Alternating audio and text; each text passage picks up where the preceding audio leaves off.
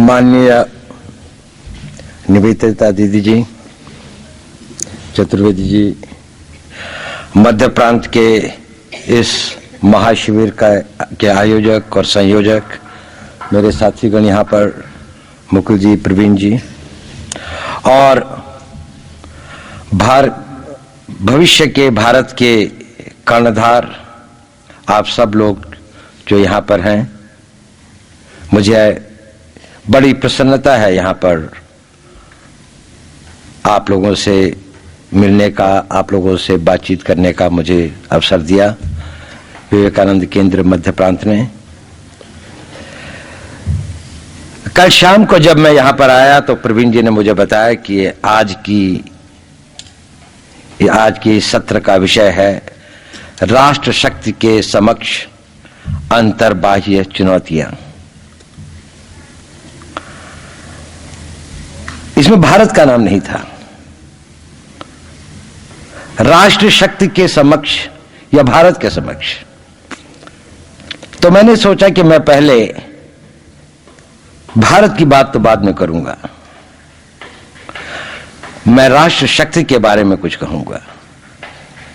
और अभी मैं सुन रहा था निवेदिता दीदी जी ने, तो उन्होंने इस्राइल का एक उदाहरण दिया, तो मुझे एक छोटा सा एनेक्डोट, एक कहानी याद आई। यह लगभग 200 साल पुरानी है। सेंट पीटर्सबर्ग में, रूस के अंदर, बिल्कुल वो यूरोप के बॉर्डरिंग एरिया है जहां पर लगभग यूरोप का प्रभाव बहुत अधिक है, पर वैसे रूस का भाग हुआ करता था। रूस का वो वेस्टर्न मोस्ट पार्ट है। वहां पर एक रबी रहता था, बूढ़ा सा, ज्यूस का एक धर्मोपदेशक।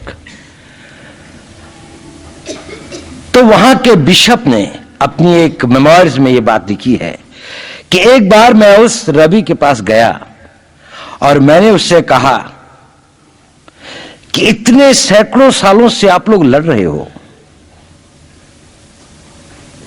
क्या लगता है आपको, क्या विजय मिलेगी?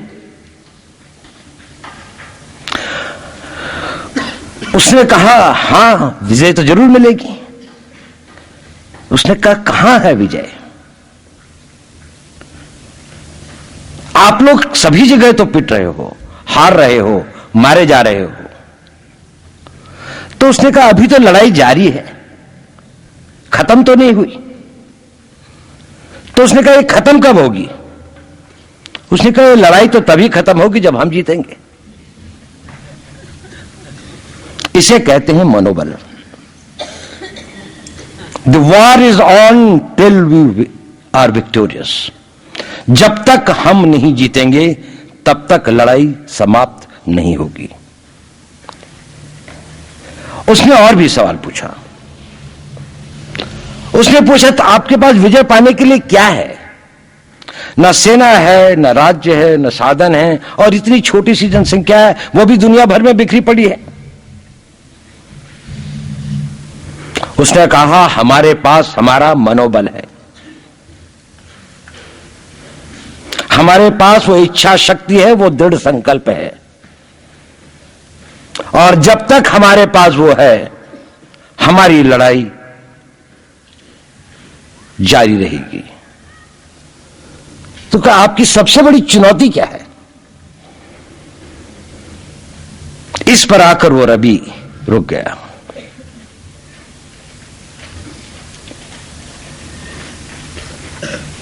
उसने कहा मैं बूढ़ा हो गया हूं, मुझसे यह सवाल मत पूछो।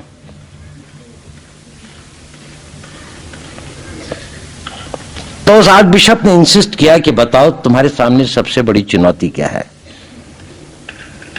उसने कहा मेरे सामने सबसे बड़ी चुनौती है इस आग को अपनी आने वाली पीढ़ियों तक पहुंचाना और इसको जिंदा रखना। क्या मैं इस काम को कर पाऊंगा?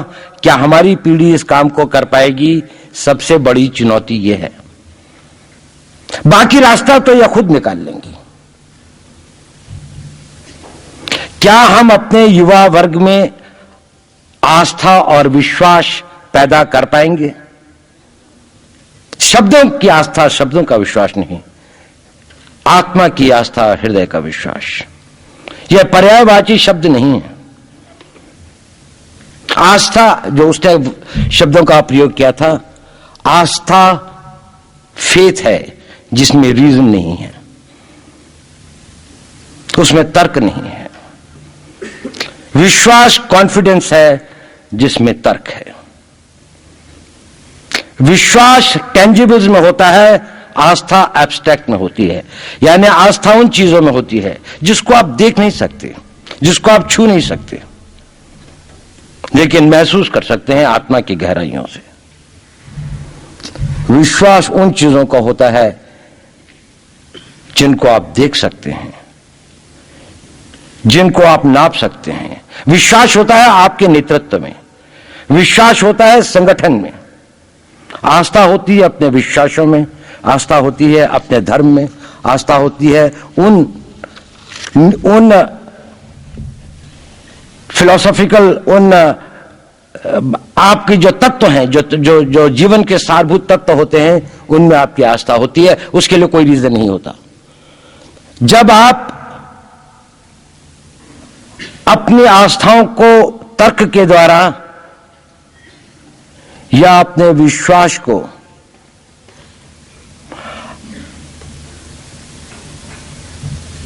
फिलोसोफाइज करने लगते हैं, तो एक तरह की कॉन्फ्लिक्ट सिचुएशन पैदा होती है जिसमें आप कर्म नहीं कर पाते। आस्था के बारे में कभी तर्क मत करें। वो एक given fact, given reality of life है। अगर ये फेथ नहीं है तो समय बर्बाद करने से कोई फायदा नहीं, और अगर ये फेथ है तो फिर रीजनिंग एंड तर्क और मस्तिष्क को लगाएं कि उस फेथ को आप किस प्रकार से कार्यान्वित कर सकते हैं। तो प्रश्न है राष्ट्र को बनाने का, और रवि ने जो कहा उससे एक बात आगे चलकर उस आग में शब्द लिखा